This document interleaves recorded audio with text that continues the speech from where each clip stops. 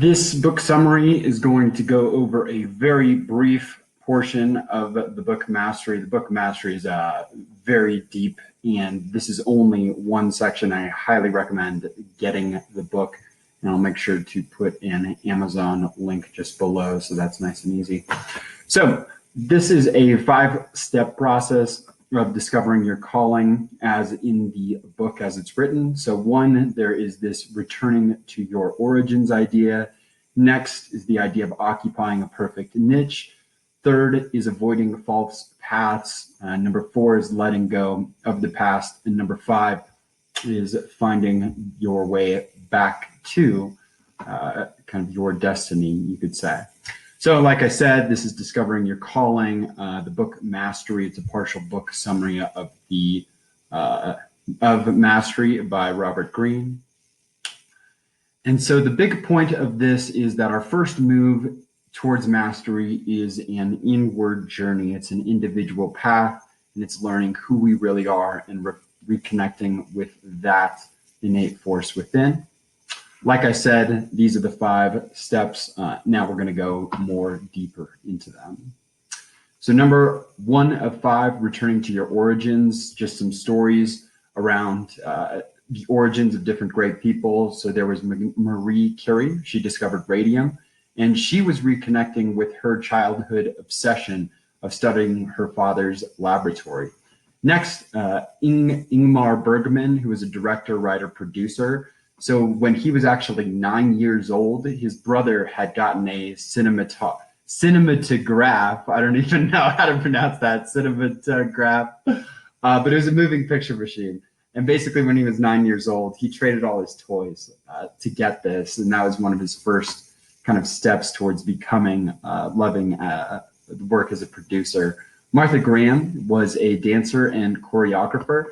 And when she saw professional dancing, once again at a young age, she immediately fell in love with it. And more importantly, she saw that it was a new type of powerful communication that was above words in terms of communicating powerful ideas.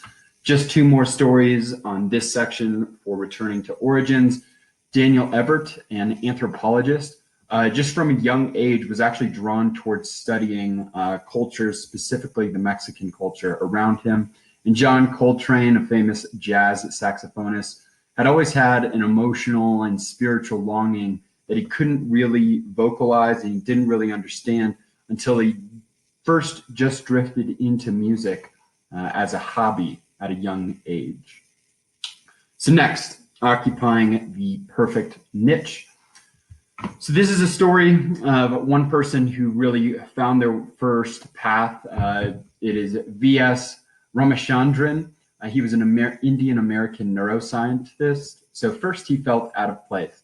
As a child, he wasn't interested in kind of the normal stuff other people were. He would always wander to the beach and he started studying seashells. He had this kind of innate ability to want to study these little parts of the world.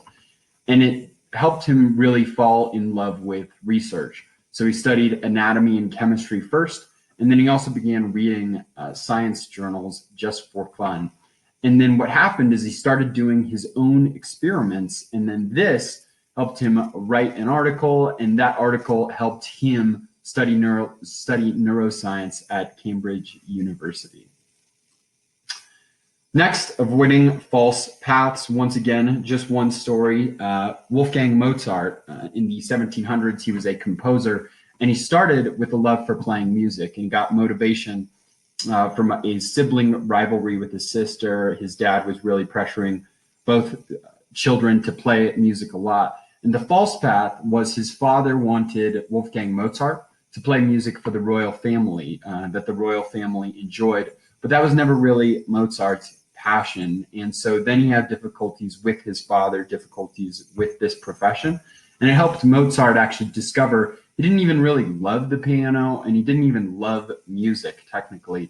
He actually had an intense love for theater and composing stories. So once again, he started on the path of playing music and trying to play better than his sister and try to be really good at piano. And it turns out that he actually loved the theater and he actually loved composing stories within music.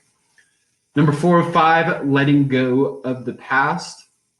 So Freddie Roach, this is a pretty interesting story. He's an American boxing trainer, actually still alive as of 2020. He's about 60 years old now. But his early failure in boxing came from multiple factors. He would avoid the gym. Both of his parents said he was no good. He wasn't really winning much. And then he actually eventually resented boxing. He hated boxing. And the switch, sorry for this little typo here, but one day he learned a new technique from a different teacher. This was Virgil Hill, and is with a punching bag. But then as soon as he saw this new technique, he saw a lot of new opportunity for boxing training and helping fighters develop a whole new approach to boxing. And he actually discovered that he wasn't supposed to be in the ring, but rather he was a trainer of other individuals, helping them get better.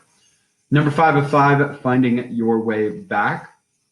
Once again, just a small story of Buckminster Fuller. So in his early career, he had small inventions as a kid. He was just building tiny little things. And his confusing path was just that he was bouncing from job to job. He didn't really know what he wanted to do or where to go. And then his random path back actually was that his father-in-law had invented a new way of producing materials for houses.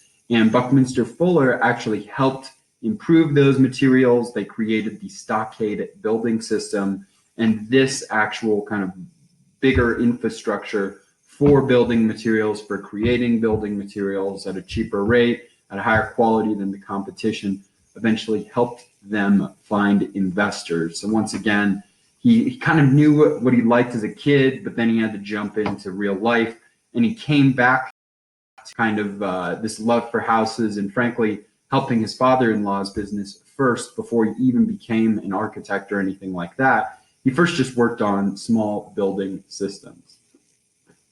So this is the conclusion. For any questions, just email operationlonggame@gmail.com.